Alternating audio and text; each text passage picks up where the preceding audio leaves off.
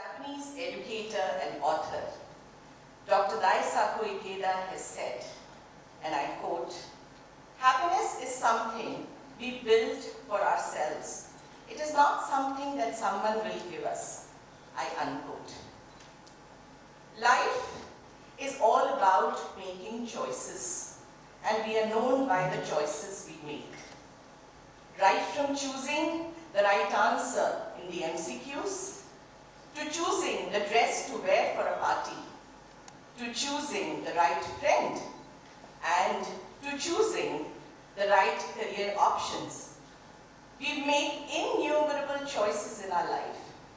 If made right, these choices lead us to happiness.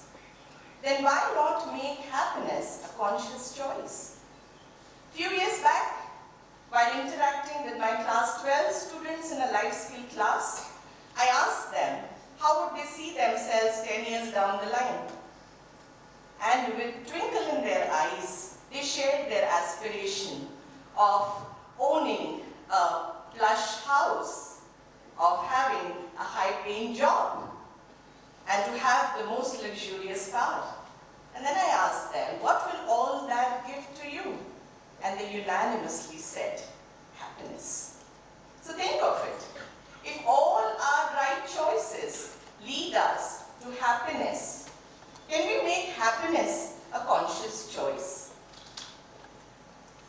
18 years back, when my 2-year-old cute little twin boys were diagnosed with Autism Spectrum Disorder, I chose happiness. I chose happiness over misery. I chose happiness by looking at my children as my children first and then see the labels attached to them. I chose to equip myself as a mother to find all the skills required and learn them so that I can train my children to be able to at least express themselves in a way that the others, the world, will understand them. Today they are 20 and they lead a completely independent life in their day-to-day activities. Youth today are grappling with the challenges of mental health issues all across the world. The influences that they have around them, whether in the society or in the social media, are largely negative. They do not know which way to go.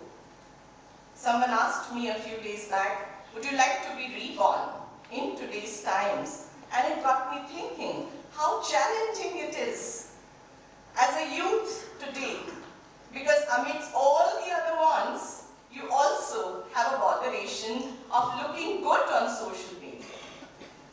I don't think I would have handled that very well, but I strongly believe that in our schools, if we talk to children and if we tell them how they can focus on happiness, then we can surely ensure a sound mental well-being of our future generations.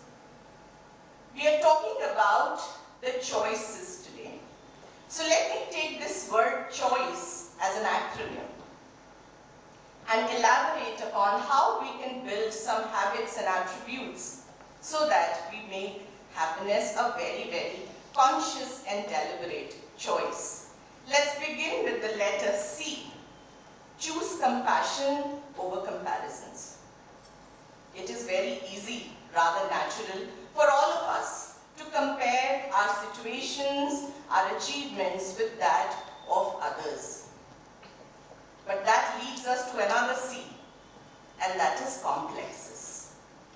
We either fall into inferiority complex or superiority complex. We either sink in the feeling of despair or turn arrogant. But if we look at other situations and their achievements with compassion and rejoice with them, you cannot believe how much happiness it will bring to all of us. And this compassion should not only be confined to human beings.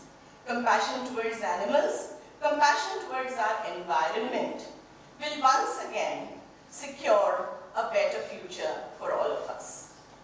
Let's move to the next letter, H.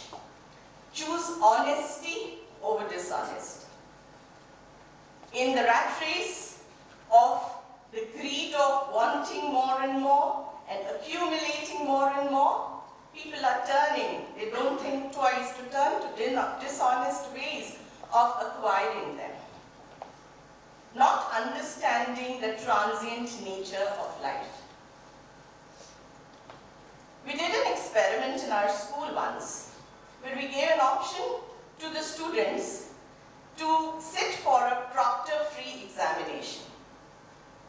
We gave them a choice to sit in an examination hall which did not have an invigilator, not even the CCTV cameras. And the children sitting here are all thinking how they would be excited to sit in a hall like that.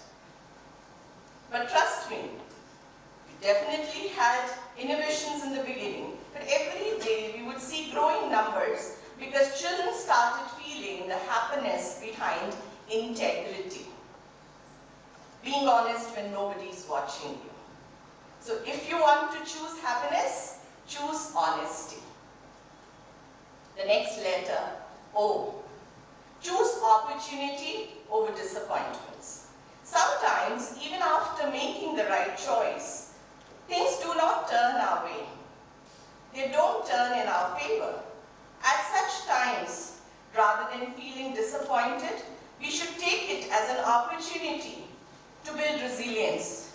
We should take it as a trampoline, as a springboard to even jump higher. The school that I head currently, I'm the founder principal, and we started in the year 2022, post-COVID. And due to COVID and related consequences, the school building could not be completed at the time when we had to start taking admissions. Now, instead of taking that as a very disappointing situation and lamenting over it, we chose to rent an office in a nearby mall and started taking admissions from there. And sitting there outside the building, without the building being there, we could get 50 admissions.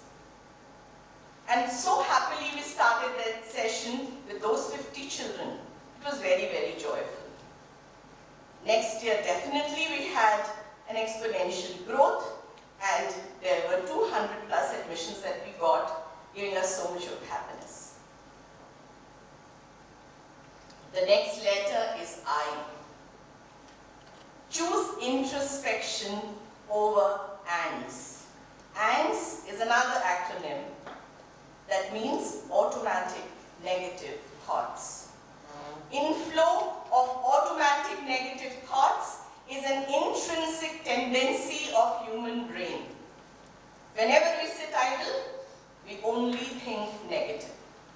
To overcome this, we must indulge in mindfulness meditation, introspecting, and as we are all one with the divine, and we all have the divine within us. During that time, we must work on elevating that good self that we have within us. While interacting with others, we must always have a belief that that person's good self is also elevated. So if our kind self is talking to their kind self, there will be no room for disharmony or bitterness. Kavya spoke about silence. In our school, we observe silence time.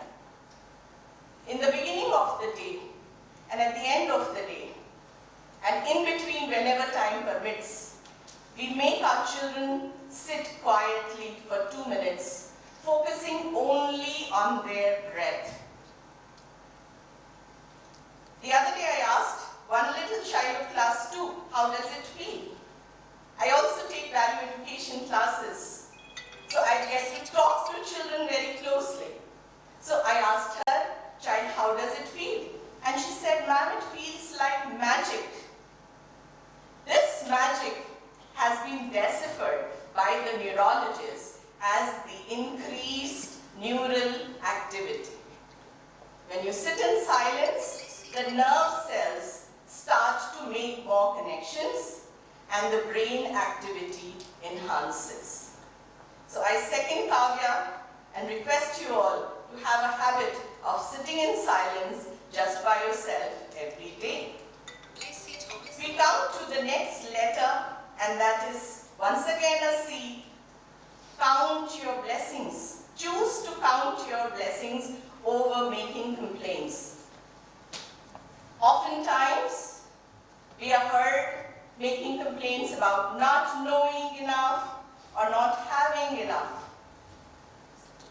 At such times, we must shift our focus to what we have and have gratitude for everything and everyone around us. It is highly recommended that towards the end of the day before going to bed, we must have a habit of journaling just 3 things, at least 3 things that we are, or people that we are grateful for during the day. It can be as simple as a friend who lent you a pen, expressing gratitude to him because you didn't have it at that time, or expressing gratitude to the beautiful flower that has blossomed in your garden, or to the house help who arranges and organizes everything so that you can have a convenient life.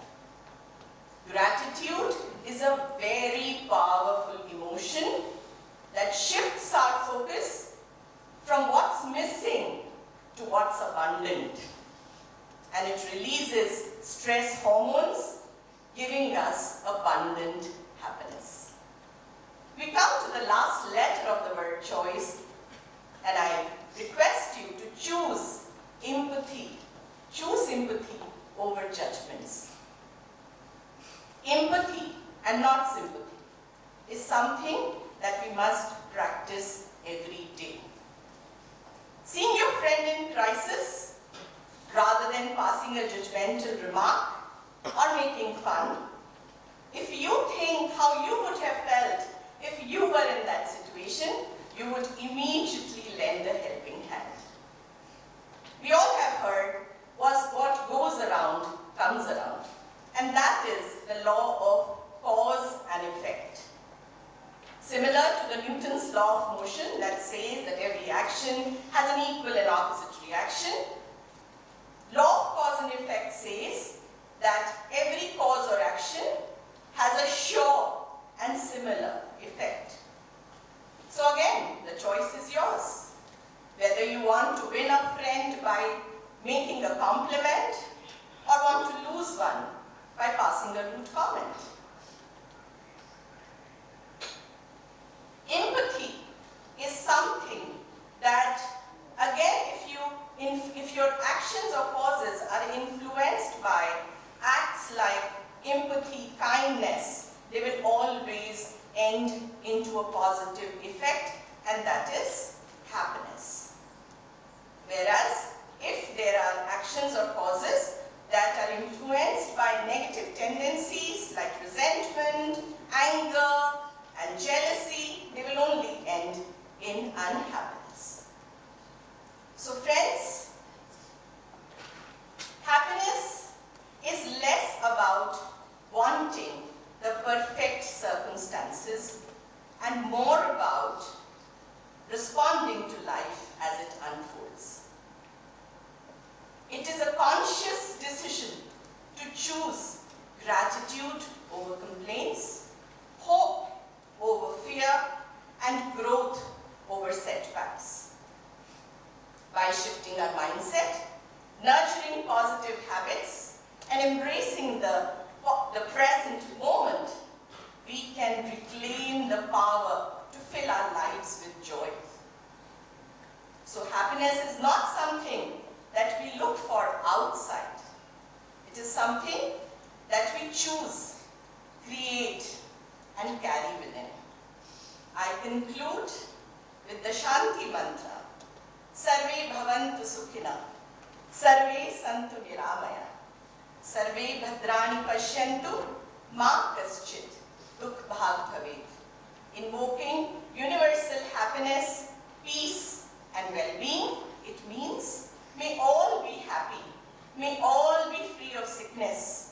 may all see goodness, and may no one suffer sorrow. Thank you so much.